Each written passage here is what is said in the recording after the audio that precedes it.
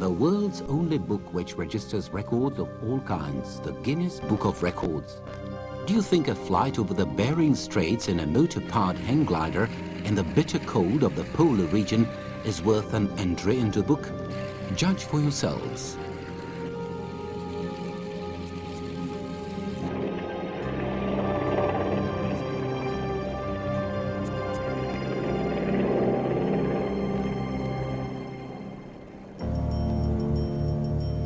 On March the 10th, 1992, a chartered military plane AN-20 took off from Vladivostok. Flying over Madagan and Adair, it carried expedition members to Lavrentia, including pilots Jiří Zítka from the Czech town of Lysá nad Labem, the expedition's main organizer Yevgeny Ananin from Vladivostok, the ever-smiling Ukrainian Sergei Zozula,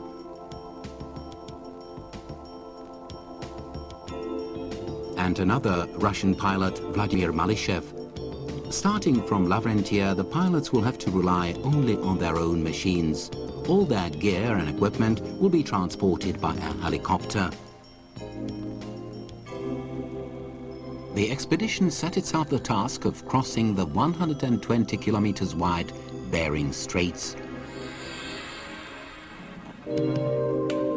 It all started with a bright idea somewhere in the Kamchatka Peninsula 2 years ago when Czech pilot Jiří Zítka was on a visit there.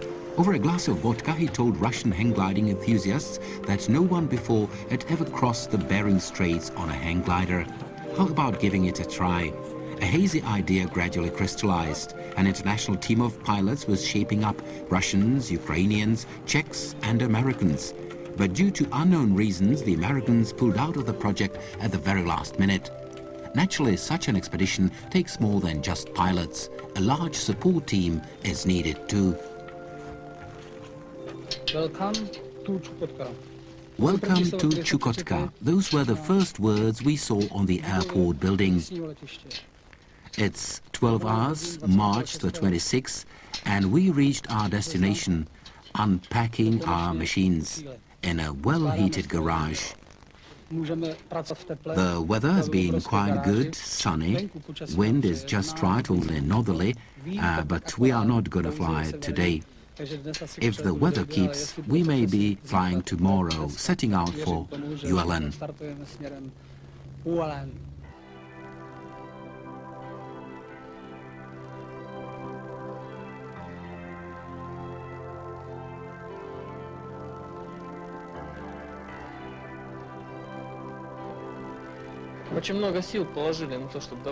We've lost a lot of strength, but we are ready to continue. I believe in my own pals, relying on their strength, their help, and your too. I hope we'll fly across.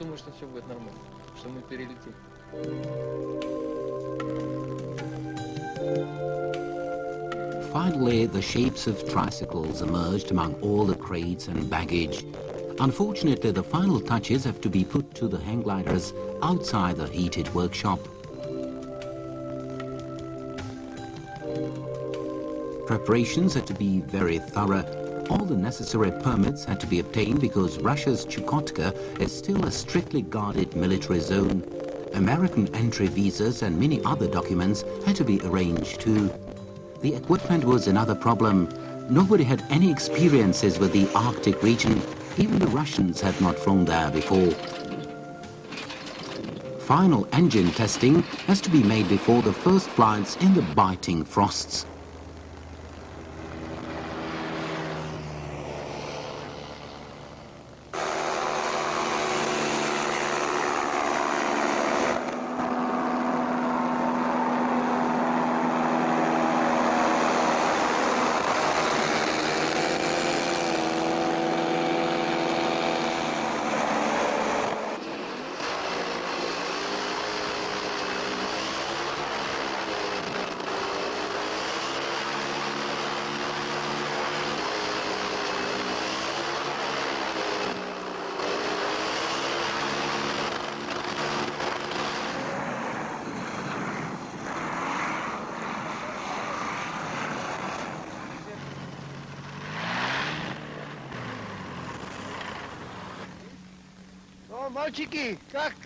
What was the first flight like? That was our second flight. Excellent weather. We flew at an altitude of some 750 meters. At what speed? Not very fast, 60 to 70 kilometers an hour. Did you see the sea? Yes, it's frozen near the coast. Are you afraid of the Bering Straits? No, definitely not.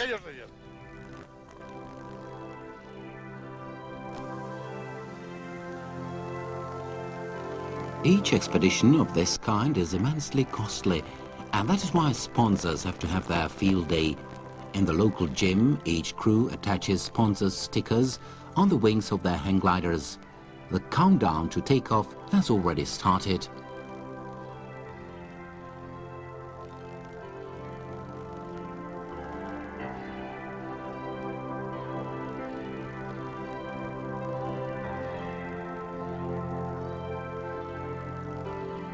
Before the first stage, the hang gliding pilots dropped into a local bar frequented by helicopter pilots who ship all the supplies to this part of the world and who usually come in for a few glasses every evening. Sort of local bus drivers. When they found out what's cooking, they were shocked. "Are you crazy?" they asked. "We've been flying there regularly. We know the kind of conditions out there. The turbulences are so extreme that a helicopter is easily overturned. You cannot survive that, believe us." Maybe we'll be lucky, the hang gliding pilots would comfort themselves, but they knew very well that the local guys have been flying there for 10 or 15 years. Maybe they are right. Maybe we have all really gone crazy.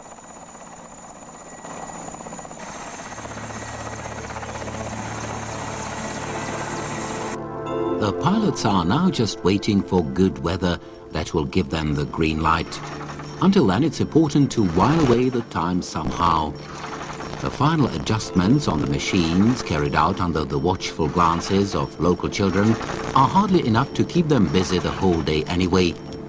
That is why the crews decided to take the local Chukcha inhabitants and their children on sightseeing flights. The Chukchas immediately formed a very long queue, even shouting at our cameraman as he was approaching a hang glider not to jump the queue.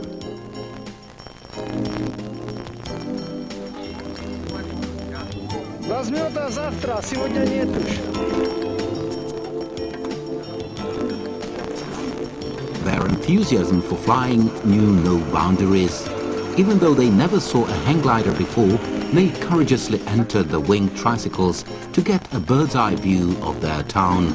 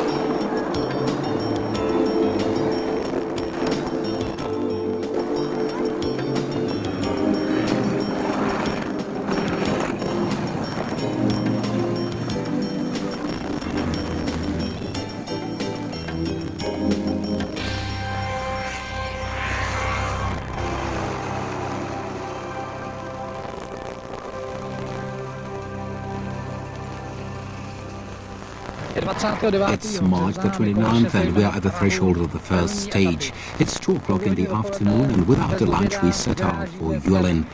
The people from the town where we stayed for 3 days gave their goodbyes with sad faces. After all, we took all kids, mothers and girls on sightseeing flights. But everything has an end and the good weather seems to be ending too. Our departure for Yulin comes